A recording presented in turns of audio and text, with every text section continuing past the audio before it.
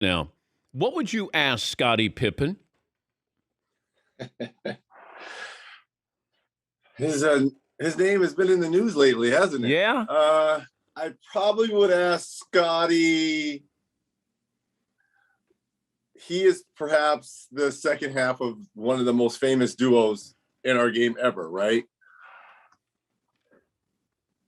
I would want to know if he ever won a one-on-one game with Michael Jordan in their prime during practice, because Michael was notorious for playing one-on-one with his teammates. I want to know if at all Scottie ever won one of those games. Do you think they're friends?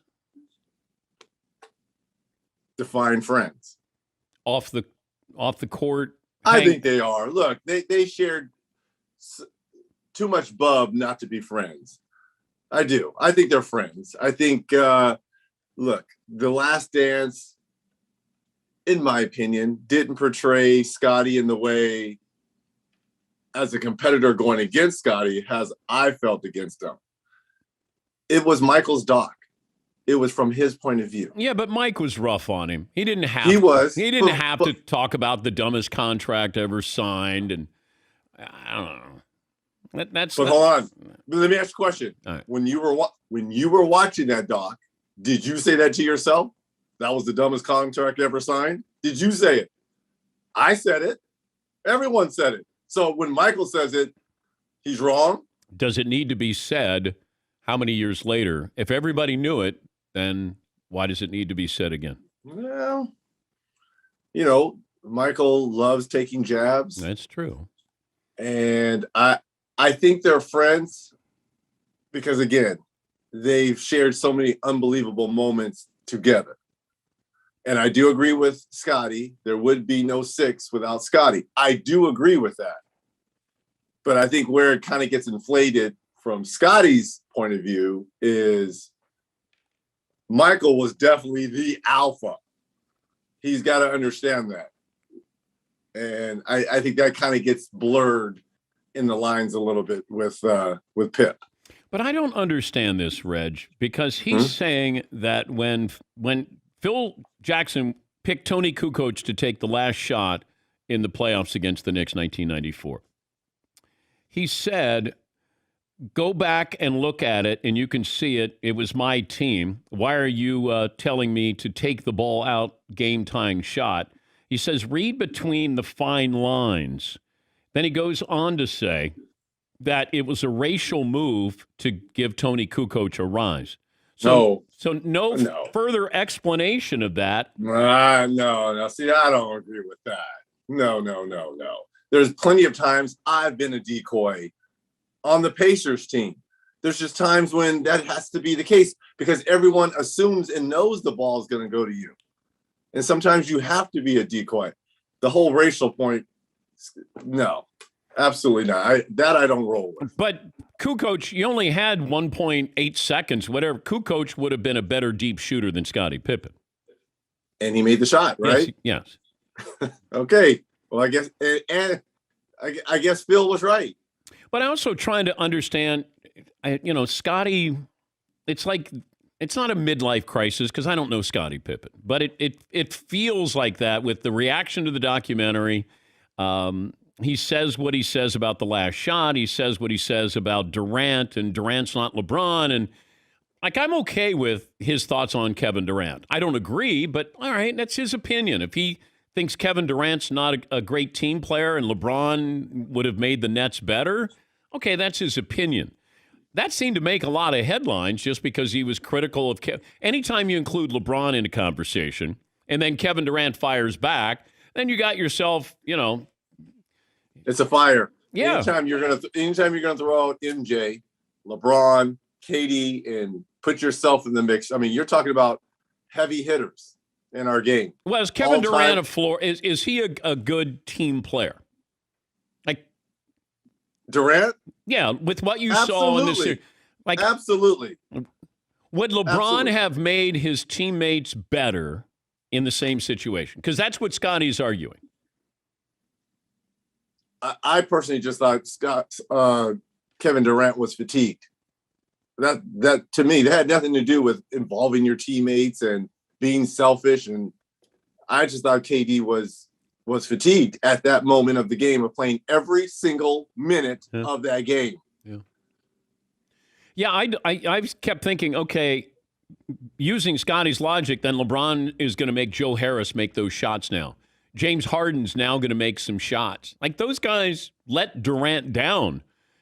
By necessity, Kevin Durant had to take that shot. Yes. Yeah. He was a one-man band in that particular moment, but that is no slight to me. I think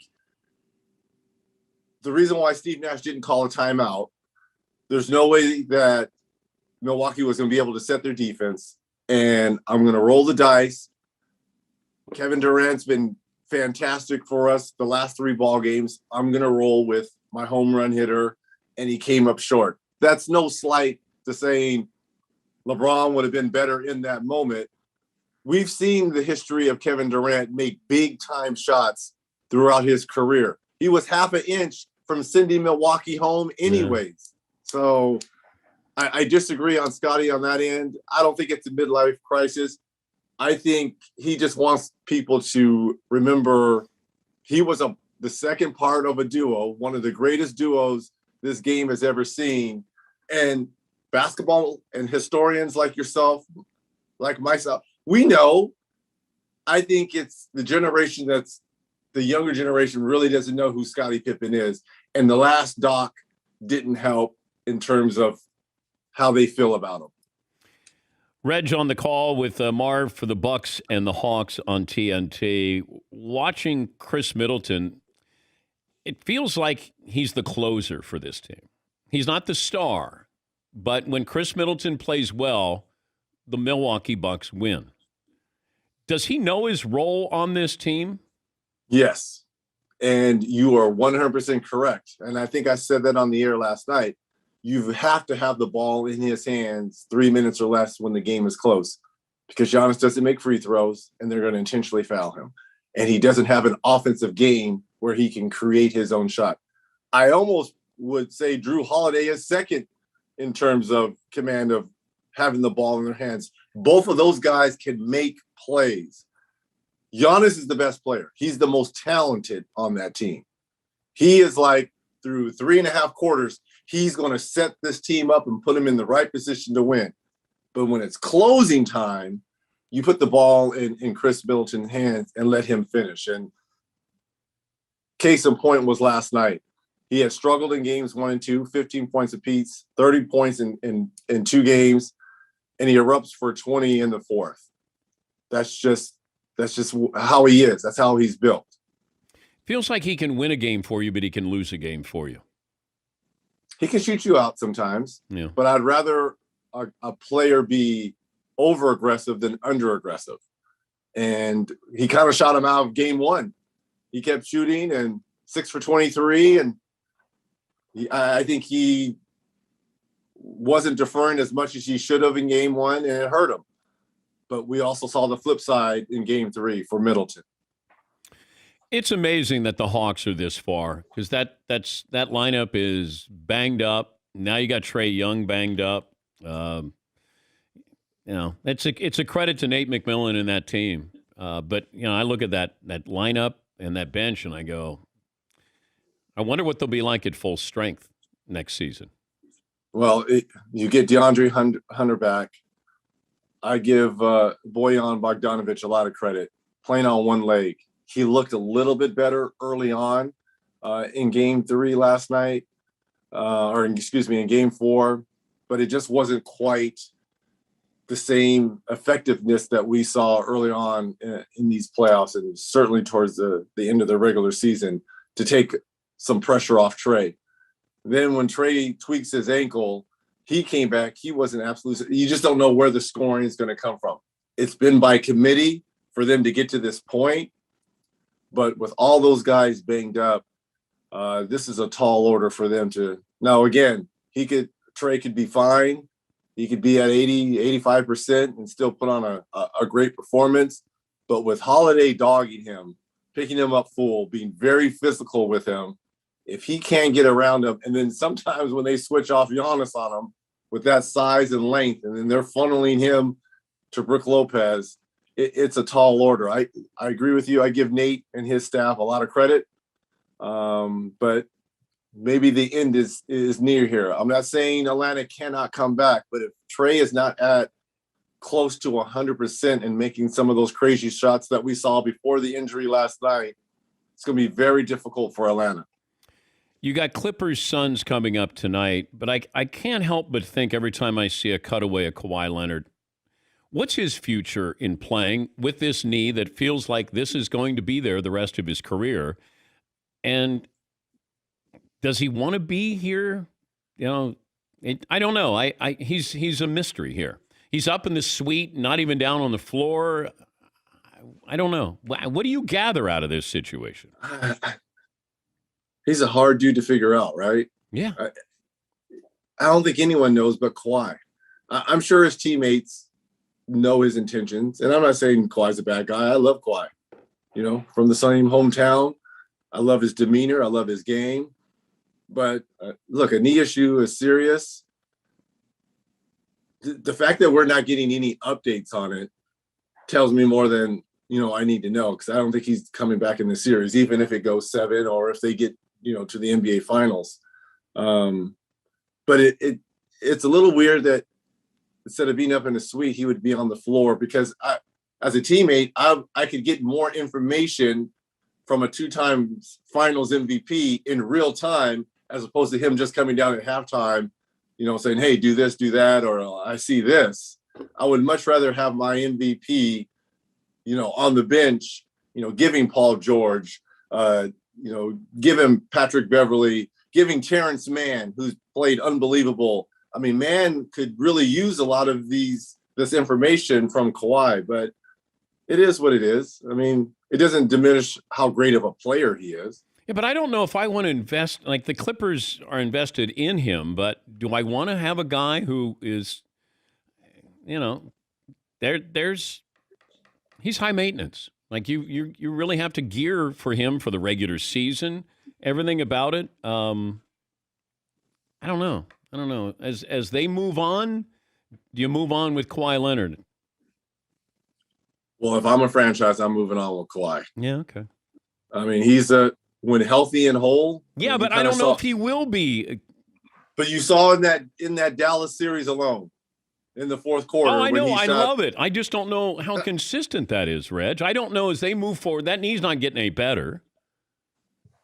Feels like it's chronic. It feels like it's going to be there the rest of his career.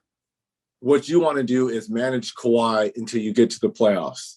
And knock on wood that he doesn't get hurt like he did now, with no games in back-to-back. If he can stay healthy, his history has proven that he is a Hall of Famer, 2-time MVP type player, defensive player. So when healthy and whole, I'm rolling with Kawhi. You got to get him there. That's the problem. I know. You got to manage and get him there. Once you're there, you let him take over. If you're Damian Lillard, do you want to stay in Portland? You're bringing in Chauncey Billups. What's that mean for Damian Lillard? Is that going to improve their chances dramatically that he's going to play in meaningful games? Well, I think the next 3-4 months are going to be very important in terms of what kind of moves Chauncey and that leadership group of the Blazers do. Because I agree, you're going to have to show Damian Lillard, okay, I'm serious about winning the championship here. Because, look, of all the players that have asked to be traded, and Lillard has never said one word. He's been a ride or die with them. I think Chauncey was a great hire for them. I do. Having played against Chauncey, I know his mindset. He's a great communicator. He's a great leader. He's been around. He's a champion. And it's going to have some heartfelt conversations between Chauncey and Lillard. And Lillard has to be open and honest in terms of what he wants. Who would you love to play with? How can we go about executing that and bringing them in? What do you need? Those conversations need to be had, and they need to be had soon. And then you've got to put that on pen to paper and try to go out and build a team around them. Yeah, it's going to be tough. You think so? Well, I just don't know. Do you have Dame and C.J. McCollum? Is that? I think a move maybe has to be made. Yeah. With CJ. I can see CJ being on the move because you can get something for McCollum. Yeah. You can get a draft pick and a veteran player, depending on where it is. You can get some pieces for McCollum. But, Nurkic is always hurt. What do you do with him? Zach Collins missed all of last year, always hurt. So, you got to get some guys that are not as injury prone, that have some experience and that can win some ball games or help you win some ball games along with Lillard. Reg will be on the call with Marv Albert. When's your next game? Tomorrow. Tomorrow night. Okay. What are you doing all day? I'm going to go for a run right here in the A and just relax, get ready for tonight's, Suns Clippers game. Are you big in Atlanta? I'm huge in Atlanta. Those fans probably they're not mean spirited down there. No, not here. Yeah, no. Yeah. They're lovable. They're like teddy bears here. Yeah, not at all. Did you play against Dominique? Of course. Yes. All right. Did he ever dunk? No, you never. He never. No. No. But Ole! Go ahead. Ole! Dominique. Ole! To the hoop. That was Derek McKee's job. Oh, I was locking up Randy Whitman and Doc Rivers and John Battle. Those were my defensive assignments right there for the Hawks. Wow. You locking up Randy Whitman.